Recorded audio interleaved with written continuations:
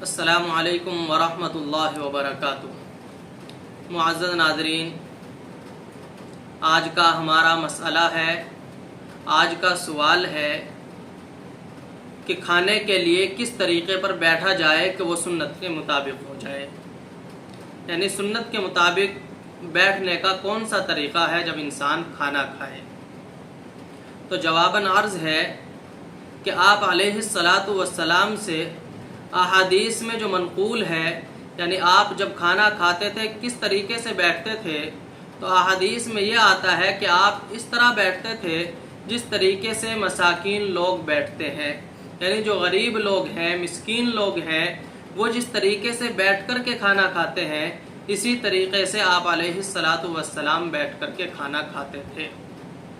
صراحت کے ساتھ کوئی ایک طریقہ کہ آپ علیہ الصلاۃ والسلام صرف اسی طریقے کے مطابق بیٹھ کر کے کھانا کھاتے ہو، ایسا منقول نہیں ہے۔ تو اس سے پتہ چلا ہر وہ طریقہ جو تواضع کے قریب ہو، جس کے اندر تواضع ہو، کبریائی اور بڑائی نہ ہو، وہ طریقہ سنت کے مطابق ہوگا۔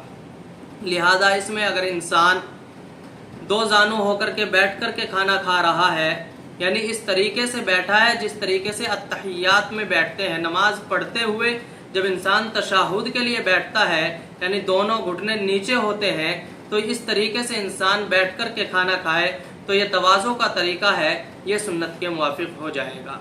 اسی طریقے سے انسان ایک پیر پر بیٹھ جائے اور ایک گھٹنے کو کھڑا کر لے، اس طریقے سے کھانا کھائے تو یہ بھی تواضع کا طریقہ ہے، یہ بھی سنت کے مطابق ہو جائے گا۔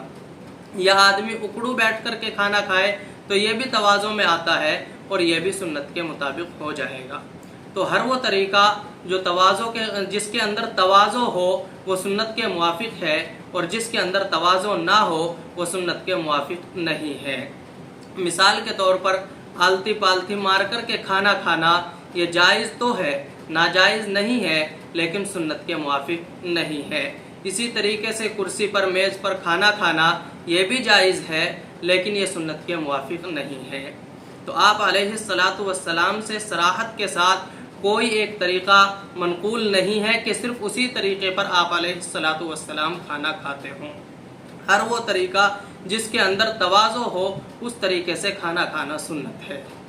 السلام علیکم ورحمۃ اللہ وبرکاتہ۔